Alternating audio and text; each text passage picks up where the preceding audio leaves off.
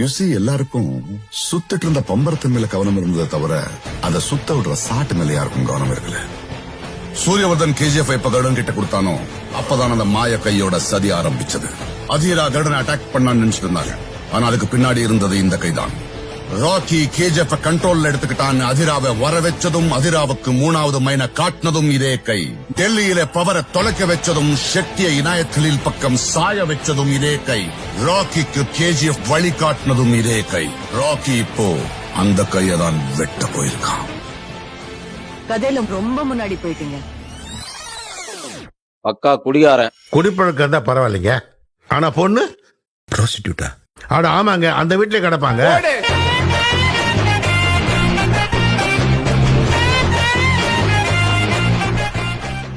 நல்லா பேசுறீங்க, நல்ல மனுஷனா தான் தெரியுறீங்க. அவர் கூத்தியா வச்சிருக்காரோ தாசி விட்டு போறாரோ அதை பத்தி எனக்கு தெரியாது. அவர் நல்ல மனுஷன். எனக்கு தெரியும் மேடம்.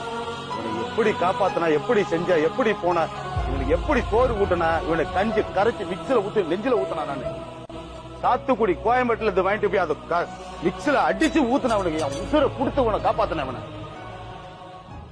இது ஆக்சன் மேடம். சார் இந்த ப்ரோத்தல் ஹவுஸ் அட்ரஸ் இருக்கா